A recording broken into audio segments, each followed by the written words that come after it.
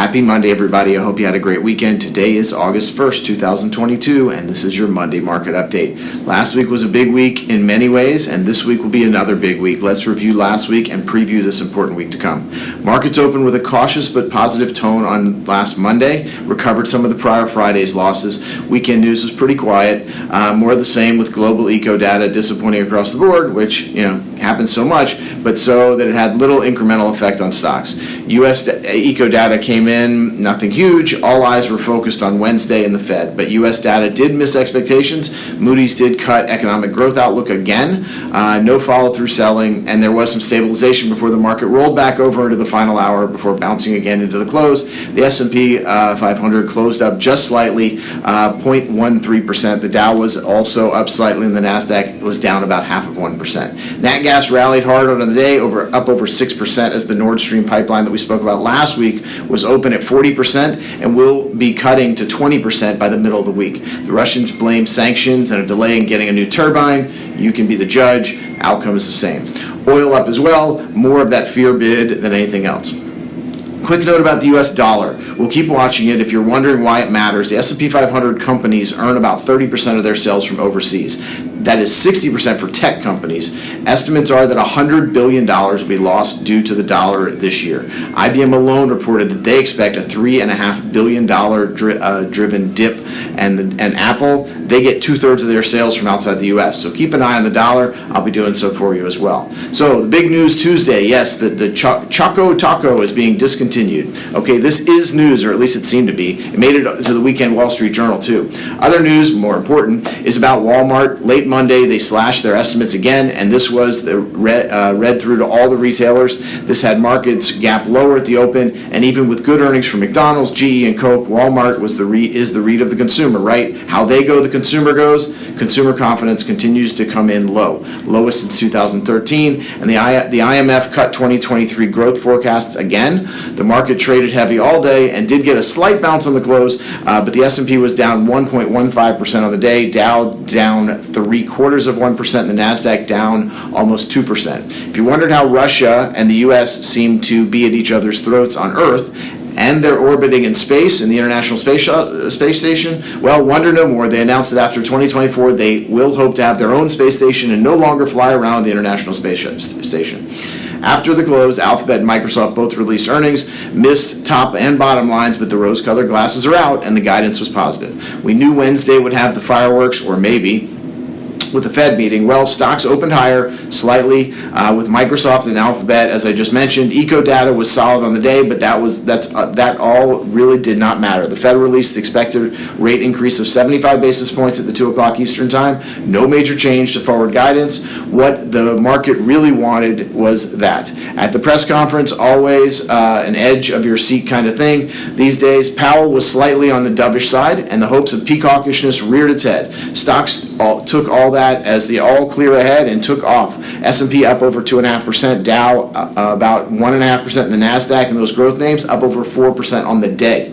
Just to give you my color on this, the market loved the Powell tone, and the tone is important. The key is that nothing really changed in the report. We're still looking to get inflation peaking. We're still looking for that to help get the Fed to be less hawkish. I am hopeful, like the market, but I'm not seeing it in the data yet. I think we will, but it is not there yet. CPI on August 10 is now really, really important, as is the job reports this week. We'll get that. Overall, inflation is still too high. Add that in with a few other data points, and we can all see how we are not out of the woods yet. I just told you about the dollar, and I'll tell you more in a moment about earnings. As I explained a few weeks ago, no matter if my doctor with the amazing South African accent tells me or not, better than feared will not be what we need to get to the next level. My opinion is we will get there, and we're on the way, but the train is not leaving the station. And if it is, I think it'll come back through a few times. We're getting some action out of Washington, bipartisan bill to spend a bunch of money on climate change, and also the CHIPS bill to help to compete with China and the semiconductors. I do think it is interesting that we are touting the new bills that will bring more jobs to us, while we'll have over 11 million unfilled jobs at a 3.6% unemployment rate. Oil is still in the trading range, and gas demand, that demand destruction we spoke about, back up 8.5% week over week. Earnings keep coming in, still about 70%, beating the lowered estimates that are out there. Thursday brought more mixed action at least at the open. Meta, that's the old Facebook, had pretty ugly earnings, and the ad market is still in question. That hit a lot of the other companies. Think all things social media. Eco data came out. The GDP number was negative, and thus, in most circles, that is officially a recession. Most would agree that this is not a game-changing number, so we'll just move on. Eco data stayed weak, and for Thursday, bad news was good news, as it means that the Fed's work is doing its job, and that's good. It'll keep them it'll help them reach peak hawkishness more quickly. I do think the best news of the day was the passage of the CHIPS bill. I guess most people assumed it would go. That helped the upbeat mood, and the rose-colored glasses stayed that way. S&P up over 1%, NASDAQ 2. JetBlue won the bidding war for Spirit Air, and now will assist all late-night comedians with their jokes. So let's see if the Justice Department blocks it. Many people are saying that it is likely that that'll happen. Friday opened on the heels of Apple and Amazon both reporting strong numbers. iPhone sales are still strong, and the consumer for Amazon is still strong. What's the difference between the consumer at Amazon and the one at Walmart? Not sure, but they were much different in the reports.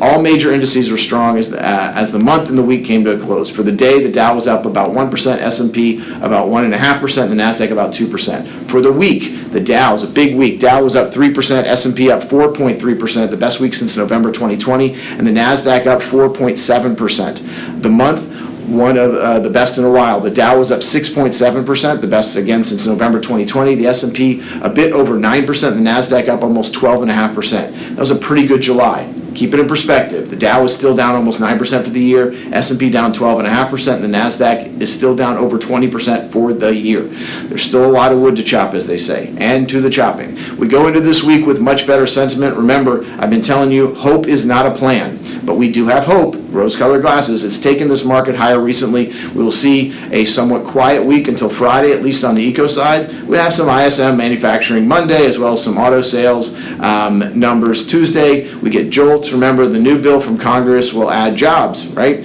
As we'll be reporting a JOLTS number in the 11 million jobs area. Wednesday, more service data, and then Thursday we'll get the high-frequency jobs data, all leading to non-farm payrolls on Friday. The Fed is paying close attention to this. There was no Fed meeting this month, but we'll be looking to get a handle on things, and I'll bet you were just waiting for the Fed heads to return. I bet that's what you were waiting for. Like a concert lineup this week, Tuesday, Evans, Mester, Bullard, maybe even more, but those are the ones I know about as of now.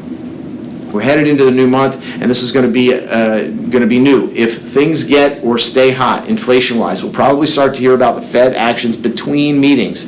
And I do not think the market is pricing that in, and I do not think the market will like it. Okay, for now, watch the over 150 companies that will report earnings this week alone. There's going to be some fireworks there.